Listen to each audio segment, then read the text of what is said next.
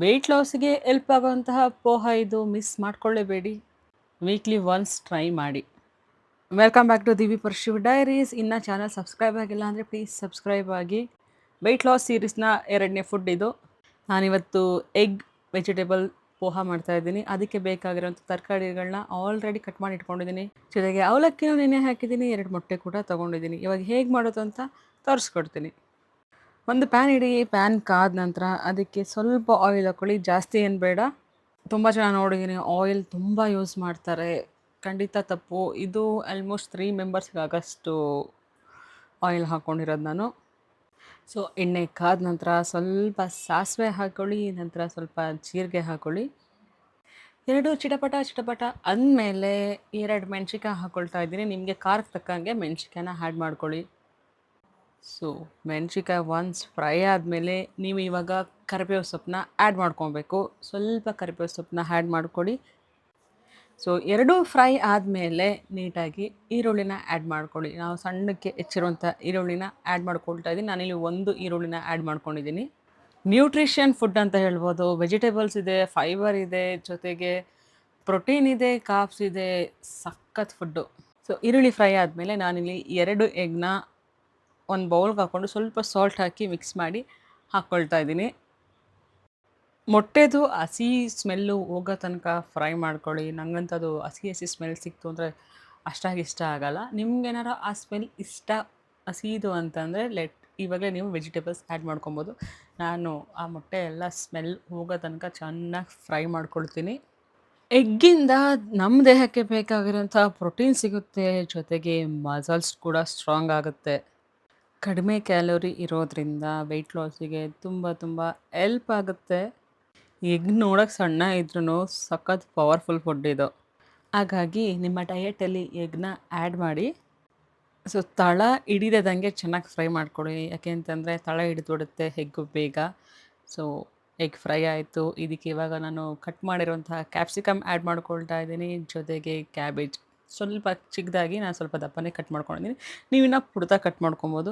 ಆನಂತರ ಬೀನ್ಸ್ ಮತ್ತು ಕ್ಯಾರೆಟ್ ಎರಡನ್ನೂ ಆ್ಯಡ್ ಮಾಡ್ಕೊಳ್ತಾ ಇದ್ದೀನಿ ನಾನು. ಇದು ಒಂಥರ ಫೈಬರ್ ರಿಚ್ ಫುಡ್ ಅಂತಲೂ ಹೇಳ್ಬೋದು. ಎಲ್ಲ ತರಕಾರಿಗಳನ್ನ ಆ್ಯಡ್ ಮಾಡೋದ್ರಿಂದ ಒಳ್ಳೆ ಡೈಜೆಷನ್ಗೂ ಹೆಲ್ಪ್ ಆಗುತ್ತೆ. ತರಕಾರಿಗಳನ್ನ ಹೆಚ್ಚಾಗಿ ಆ್ಯಡ್ ಮಾಡೋದ್ರಿಂದ ನಮ್ಮ ಡಯೆಟಲ್ಲಿ. ಆ್ಯಂಡ್ ಕಡಿಮೆ ಕ್ಯಾಲೋರೀಸ್ ಕೂಡ ತರಕಾರಿ, ಹಾಗೆ ವಿಟಮಿನ್ಸ್ ಮಿನರಲ್ಸ್ ಕೂಡ ನಮಗೆ ಕ್ಯಾರೆಟು, ಬೀನ್ಸು ಇದರಿಂದ ಸಿಗುತ್ತೆ. ಜೊತೆಗೆ ಇಮ್ಯುನಿಟಿ ಕೂಡ ಹೆಚ್ಚಾಗುತ್ತೆ. ಮೇಯ್ನ್ ಇನ್ನೊಂದು ಸೀಕ್ರೆಟ್ ಗೊತ್ತಾ ಇದು? ಕ್ವಿಕ್ಕಾಗಿ ಮಾಡ್ಕೊಳ್ಳೋಂಥ ಈಸಿ ವೆಯ್ಟ್ ಲಾಸ್ ರೆಸಿಪಿ ಇದು.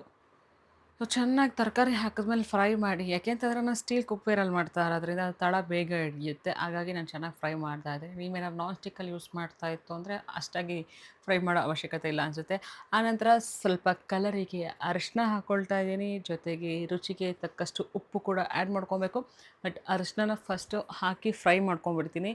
ಅರಿಶಿನ ಜೊತೆಗೆ ಉಪ್ಪು ಹಾಕಿದ್ರೆ ಕಲರ್ ಒಂಥರ ಡಿಫ್ರೆಂಟ್ ಬರುತ್ತೆ. ಹಾಗಾಗಿ ಫಸ್ಟು ಅರಿಶಿನ ಹಾಕಿ ಚೆನ್ನಾಗಿ ಫ್ರೈ ಮಾಡ್ಕೊಳ್ತಾ ಇದ್ದೀನಿ, ಮಿಕ್ಸ್ ಮಾಡಿ. ಚೆನ್ನಾಗಿ ಫ್ರೈ ಆಗಿದೆ. ಇವಾಗ ಸಾಲ್ಟ್ನ ಆ್ಯಡ್ ಮಾಡೋ ಟೈಮ್ ಬಂದಿದೆ. ನಿಮ್ಮ ರುಚಿಗೆ ತಕ್ಕಂಗೆ ರುಚಿನ ಆ್ಯಡ್ ಮಾಡ್ಕೊಳ್ಳಿ. ಯಾಕೆಂತಂದರೆ ನಾನು 1 ಸ್ಪೂನು, ಟೀ ಸ್ಪೂನ್ 2 ಅಂತ ಹೇಳ್ತು ಅಂದರೆ ನಿಮ್ಗೆ ಜಾಸ್ತಿ ಆಗುತ್ತೆ. ಕಡಿಮೆ ತಿನ್ನೋರು ಇರ್ತೀರ. ಹಾಗಾಗಿ ನಿಮ್ಮ ರುಚಿಗೆ ತಕ್ಕಷ್ಟು ಉಪ್ಪನ್ನ ಆ್ಯಡ್ ಮಾಡಿಕೊಂಡು ಚೆನ್ನಾಗಿ ಫ್ರೈ ಮಾಡಿ. ಸ್ವಲ್ಪ ಉಪ್ಪು ಹಾಕಿದ್ಮೇಲೆ ಇನ್ನೂ ಸ್ವಲ್ಪ ಫ್ರೈ ಮಾಡಿ. ಯಾಕೆಂತಂದರೆ ಉಪ್ಪು ಹಾಕಿದ್ಮೇಲೆ ತರಕಾರಿ ಇನ್ನೂ ಸ್ವಲ್ಪ ಚೆನ್ನಾಗಿ ಫ್ರೈ ಆಗುತ್ತೆ. ಸೊ ಫ್ರೈ ಆದಮೇಲೆ ನಾನು ನೆನೆಸಿಟ್ಟಿರುವಂತಹ ಅವಲಕ್ಕಿನ ಆ್ಯಡ್ ಮಾಡ್ಕೊಳ್ತಾ ಇದ್ದೀನಿ. ಅವಲಕ್ಕಿ ಬಂದು ಲೈಟಾಗಿ ಬೇಗ ಡೈಜೆಷನ್ ಆಗೋಂತಹ ಫುಡ್ ಆಗಿರುತ್ತೆ. ಹಾಗೆ ಕಾರ್ಬೋಹೈಡ್ರೇಟ್ಸ್ನಿಂದ ಇರೋದ್ರಿಂದ ಇದು ನಿಮಗೆ ಡೇಯಲ್ಲಿ ತುಂಬ ಎನರ್ಜಿ ಕೊಡೋಕ್ಕೆ ಹೆಲ್ಪ್ ಆಗುತ್ತೆ. ಈವನ್ ಐರನ್ ರಿಚ್ ಕೂಡ ಆಗಿರುತ್ತೆ. ಸೊ ಅವಲಕ್ಕಿ ಹಾಕಿದ್ಮೇಲೆ ಚೆನ್ನಾಗಿ ಮಿಕ್ಸ್ ಮಾಡಿ.